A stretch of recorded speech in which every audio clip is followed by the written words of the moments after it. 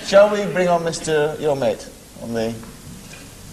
You mean the greatest drummer in the world? You think he's the greatest drummer in the world? Without a doubt. Without a single shot of a doubt? There is no doubt about it. That's one of the few things that I would say and dare anyone to challenge me on. Right.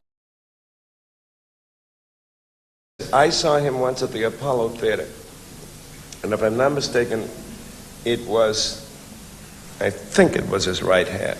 It was in a sling. He'd broken it. It was like this. He played all of his solos. You know, and a lot of drummers, and many great drummers who went with two basses, bass drums and all that, played the entire show and his solos with one hand.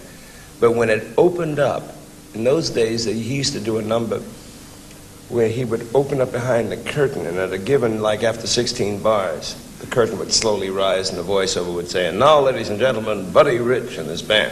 So when the Apollo Theater was Black Theater in Harlem, and where we all got our roots from, man. We all had to play there, and if you were accepted there, you'd be accepted anywhere in the world. So here's what happened. Here's what you heard, and I'm going to try to simulate it. You heard... I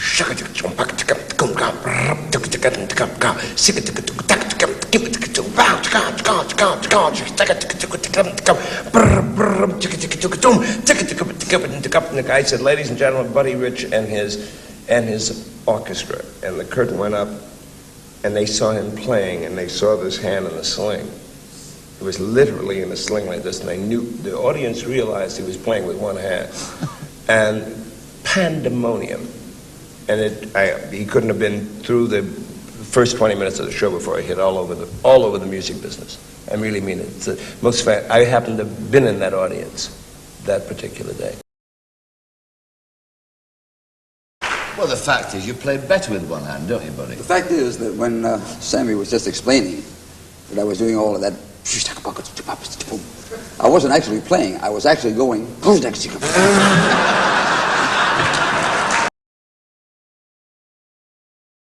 The last time you came on my show, you hit the headlines by making an assault, some thought unfairly, on the Osmond family. Who?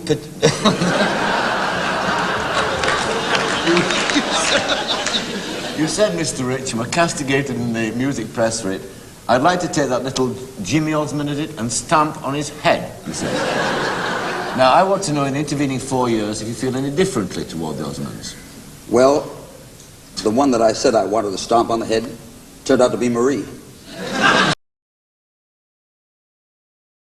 Have your views mellowed toward the pop business since we last met? I think so. They have? Yes. How would you describe them now? Garbage.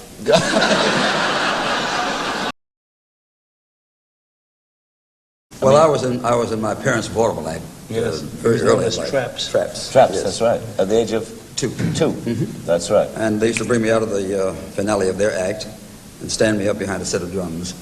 And I played Stars and Stripes forever.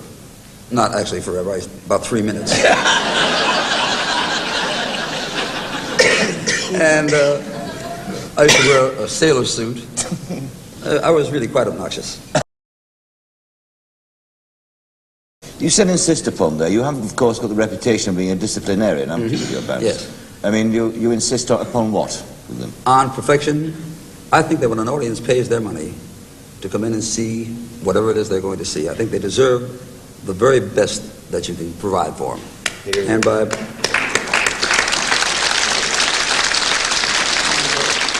I think there's a lot of non-caring in, particularly at home in the States, where musicians are jaded and bored, and particularly when they have to play for another act. They like to play their music, and then when somebody else comes out, they kind of let down. And I insist that music is music, and you play it as well and as professionally as you possibly can, because the audience deserves it, and certainly the artist deserves your best at all times. And I think when you do that, the audience goes home with a feeling that they've really had a marvelous evening, they've never been cheated, and I feel that I've done my best, and I feel good at the end of that night. Do you insist that they don't drink, that they don't take drugs or whatever?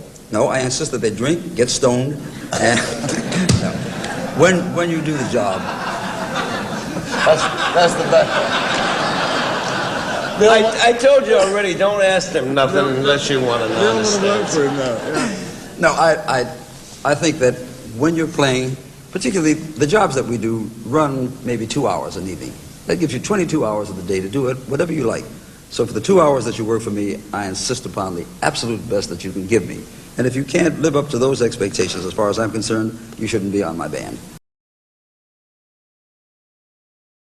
And I'm very proud of the people that I have with me. Some of the people have been with me, an hour and a half.